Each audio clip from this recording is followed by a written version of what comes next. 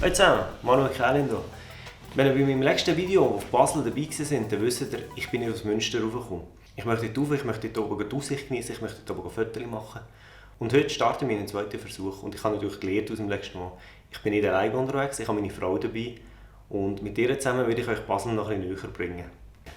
Der Rucksack ist gepackt, ich bin bereit, gehen wir los!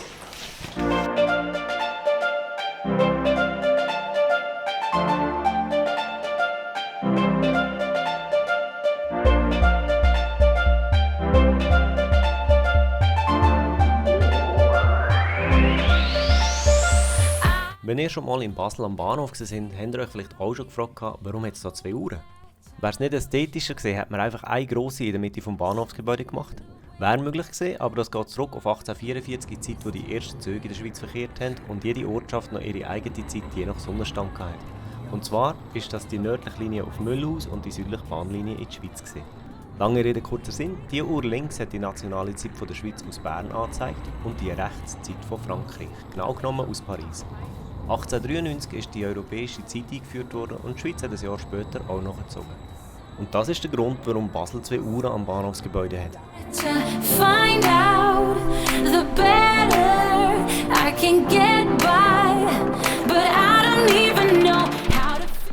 Ich bin zu klein, ich komme wieder mal nicht auf den Turm rauf, aber ich komme später noch mal vorbei, genau wegen dem. Ich habe irgendwie nicht so das Glück. Es macht erst um 11:30 auf, wir haben jetzt 9:30. Das heisst, ich muss noch 2 Stunden warten.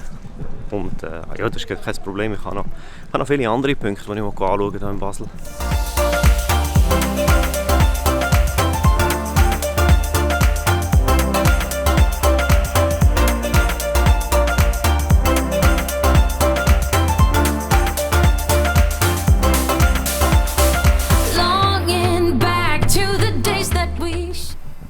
Da bin ich letztes Mal schon gesehen. Gleich noch kurz etwas zum St. Alban-Tor. Hier war früher, vor ein paar 100 Jahren, ist das die Stadt gewesen. Und das war das Stadttor, um in die Stadt zu kommen. Und auf dieser Seite hier, war die Landwirtschaft gewesen. Die Felder, wo die Bauern die Sachen angebaut haben. Und weil es hier hinten dran, in der Stadt, halt manchmal, wie es halt so ist, wenn viele Menschen zusammenkommen und die Hygienevorschriften, die nicht existieren, ein bisschen gestunken hat, sind die sich es nicht leisten konnten, auf diese Seite gegangen, haben sich dort ein Häuschen gekauft, haben dann ihre Ferien dort draussen, beziehungsweise ihre Wochenende oder ihre Erholungstage dort draussen verbracht.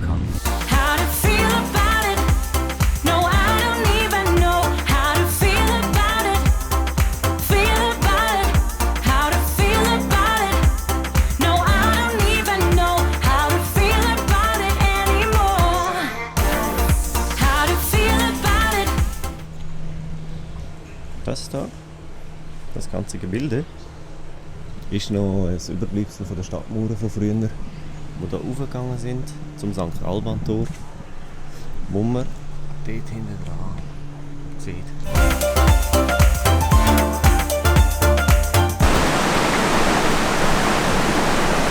Nachdem der Buchdruck erfunden worden ist, hat man hier den Kanal und die Rölle dazu gebraucht, um Papier herzustellen.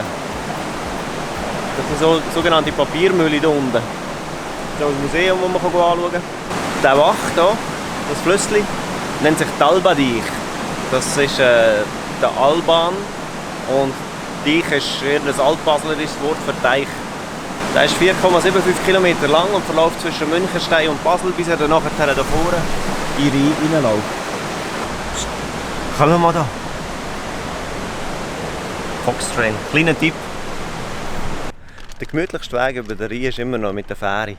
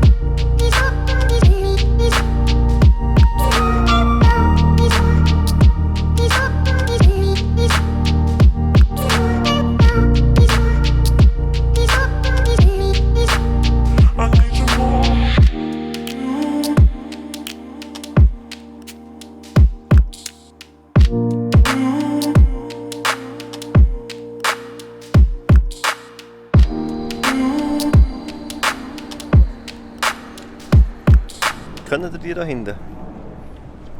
Ich glaube schon. Und zwar ist das die Helvetia, die auf dem 2-Franken-Stück hückelt. Und ab und zu geht sie in der Schweiz ein bisschen rumreisen. Und wenn sie müde ist, dann hückelt sie hin. Und macht es eigentlich ziemlich ähnlich wie ich, einfach mal ein bisschen in die Weltgeschichte rausschauen, ein bisschen die Stadt anschauen. Sie hat auch ihr Köfferchen dabei. Ich habe meinen Rucksack dabei. Und dann legt sie dann den Schirm und den Speer her und geht ein bisschen schauen.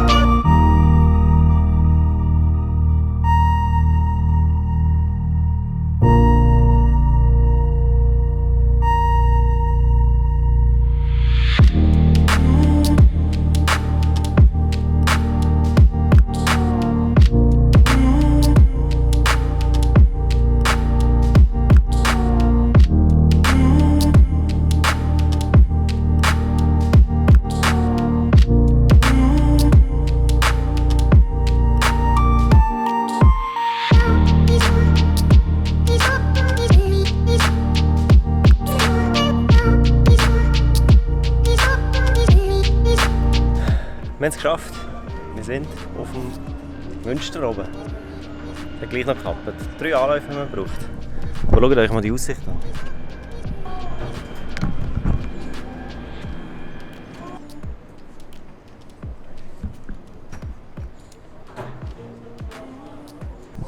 Mal schauen, wie es hier runter geht.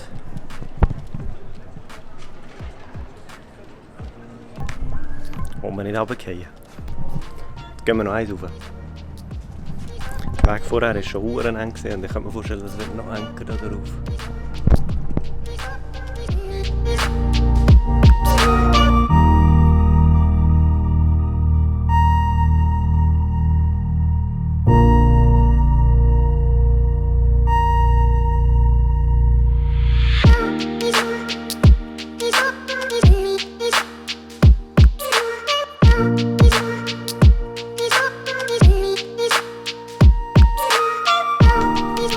Wir sind jetzt so auf dem rechten von unten gesehen, auf dem rechten Turm von diesen 2 Türmen. Das ist der Martinsturm und das sieht man auch unten dran.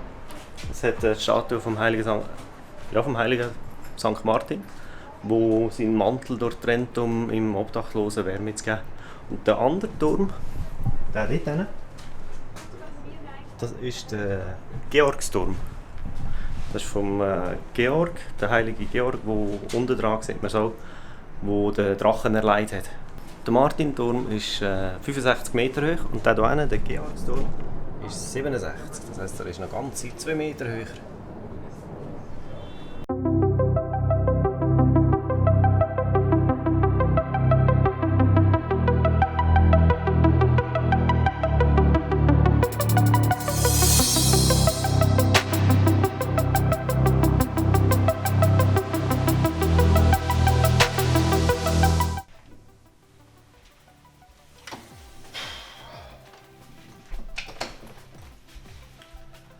Das war ein langer Tag. Ich habe sehr viel erlebt heute wieder in Basel. Ich bin viel herumgekommen. Und ich hoffe, ihr habt auch Spass gehabt in diesem Video. Und dass ich euch Basel ein bisschen näher bringen konnte. Ich bin ursprünglich nicht aus Basel. Ich schaue einfach gerne Schweizer Städte an und entdecke gerne unsere Schweiz. Ich hoffe, ihr seid beim nächsten Mal wieder dabei.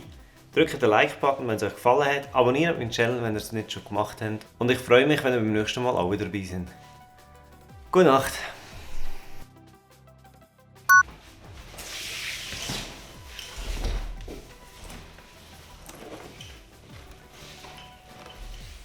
Probieren wir nochmal.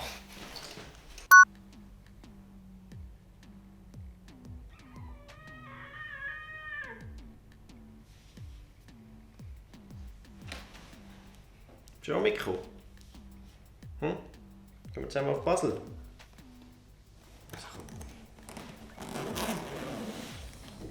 Willst du gleich nicht, hä? Jetzt, wo die einpacken willst du gleich nicht mitkommen. Früher hat es ja bekanntlich Hexen gegeben. Und auch in Basel hat man die Hexen verfolgt. Die hat man hier hin, an dieser Brockenseite haben wir sie runtergerührt. Und wenn sie dann untergegangen sind es keine Hexen gesehen. Und wenn sie oben aufgeschwommen sind es Hexen gesehen und dann haben wir sie getötet. Das heisst, wenn du hast schwimmen zu dieser Zeit, ist das ziemlich scheiße gegangen, weil du bist als Hex bezeichnet worden und dann bist du umgebracht worden. Also Hexen hat es ja nicht gegeben. Ja, aber es gibt meint, dass es Hexen sind. Genau, ja.